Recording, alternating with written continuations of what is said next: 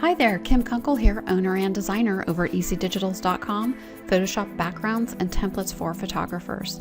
Today I want to go over some of the smart objects with this background, and smart objects is something that I've been wanting to get into the backgrounds for a long time, and I'm super excited that we were able to do that this time. This particular one, Legendary Dreams, has a lot of changes with smart objects, so this is why I'm showing you this one. So let's go ahead and get started. I want to show you how this works. When you first open it up, it'll look like this. Let's go ahead and change this wide banner first. The way that I color code, purple means it's a changeable text layer if it's a thumbnail here. So this is the layer to change. These say do not modify, and they will change just as soon as you change this one because they're all linked smart objects. So you go ahead and double click this, and then it gives you instruction. Click OK, and then it makes it kind of hard to see with the grid behind it. So sometimes I do like to add an extra layer and drag it down and then fill it with black. So I'm going to click here to make sure I have black on top, and then I'm going to press Alt Backspace. So now I can see it. This actually does have a color. So let's say my team was blue. I could actually push this up to blue so it had a blue tint to it, or I could move it all the way over here and change the color completely. But let's go ahead and just change it like this for now and click OK. And then I'm going to go ahead and change the words to say,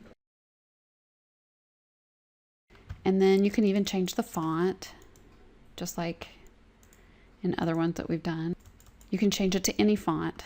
You can just go through all of your fonts or load fonts. And then you go ahead and turn this off because you do not want, if you leave this on when you close it, you'll see that it looks strange. But so I'm going to go ahead and turn it off. You can also delete it, or you can just leave it in there. And then you close this and it's going to automatically make the changes. So you only have to make the change once. And I can see here that it looks a little low. So if I want to change it, I can just double click it, go back in, and I can arrow this up a little bit, close it, and see how it looks. Okay, so that's the first change. The other thing you can do is you can change the color of this by double clicking on the banner and selecting a color. I like to just kind of come up into the range, and then you can start clicking around in here for whatever color you want. So that's the first changes. Now let's move on to the floating 3D text. I'm going to go ahead and turn this off. So the floating 3D text is done the exact same way. For this one, we have 25 layers that you can just leave alone, do not modify. This one, this is the one to change right here. So I'm going to double click this. I come in here, just make the changes. And you can, again, you can mess with the characters, and you can change the distance, and you can change the text, you can change the spacing, everything. Another thing about this one is if you can also turn off these upper and lower rectangles if you don't want them. Now, an interesting thing that happens with this is if you lower this, let's select all these and lower them, it's going to change the perspective. So let's move this, and I'll show you what I mean.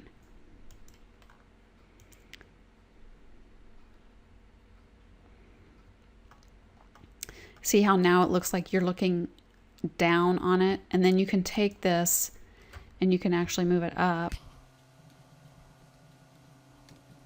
So it kind of changes the perspective where you're looking down on it. And another thing I want to make you aware of with this is that it looks a little jaggedy, but when you print it, it's going to look fine. It's just on my screen, it doesn't look quite as good because of the resolution. But once you print it, it looks good. So that's how you change that. And you can change, this has effects on it, and it has a gradient overlay. You can have a color overlay. So if you want to change the color, let's change the color. This is black in this, so it has a gradient overlay. So when the gradient overlay is off, it turns white. So if you wanted to change the color, you can change it here, or you can turn this off and change it inside the smart object. So there's two different ways you can do that. So that's how that works. Okay, let's turn that one off and let's go to these screens. Oh, I wanted to show you one more thing about the floating text. Let's go back to that. Let's turn off that color overlay, change it to white. Double click this one. Nope, have to double click on the smart object. Click OK. All right, let's put a logo in here and see how it looks. So I'm gonna pull this off. This is a logo that has cut out. Let's put it over here. Put it in here. And you can, anything that you put in here is gonna be duplicated on all the layers. So it's pretty cool. You could put your logo in here, a mascot. Like if you had a photography logo, you could put that in here. And let's just see how this looks. I haven't even done this yet myself, so close it.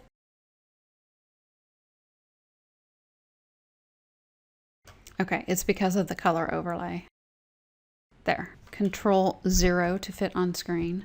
So now I have my logo in there. So I think that's pretty cool. And then you can, you know, turn off the words if you don't want the text on there and you just want the logo. So it's pretty cool. I really love this stuff.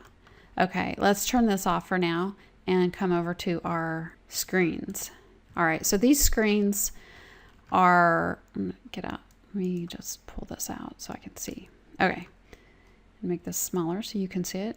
So the screens, first of all, this whole area has another smart object. Double click it, same way as the other, same thing. Change the text to whatever you want. You can change all the effects. Hello world, fine. Say I take this, Control C, Control V, Control V, Control V, and I just have like a person's name going across that banner, or my business name or whatever. Then I close it and it changes it. Same with, it's exact same with this upper text. Same exact thing, which is right here. So you double click it, you come in there, you change, you add black to the background if you want to be able to see it better, then turn it off. Okay, so then we have these. This is the top right screen, top left screen, and center. So let me go ahead and click center. File, open. I can change this to any text, or I can add a photo like this. Let me put this in here. I'm just going to drag him in. It's a little large. Press enter. I probably would have normally changed him to a smart object before I started resizing him, just so that I don't have pixelation if I have to keep resizing it.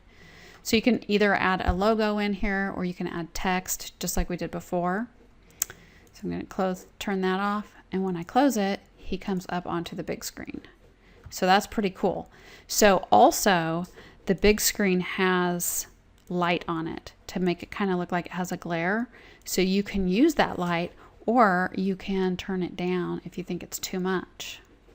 So you can add different pictures onto each of these screens, including these bottom ones. They all have names, bottom left, right. And it also has a reflection right here that matches. Oh yes, here it is, sorry. So you have, like, let's say you put something in here in one of these screens that's primarily red, then you can change this reflection, double click this, and this dialog box will pop up, and you can change the reflection to like a reddish color. So I think that is pretty awesome that the designer that we've been working on this, Ollie and I, he put that in there, and because he's just really into the details, so it looks awesome that way. I'm going to turn that off. Press Control 0 to get back. I think that covers all of the smart objects in this set, and I really hope that you love this as much as I do, and I really look forward to seeing what you do with it.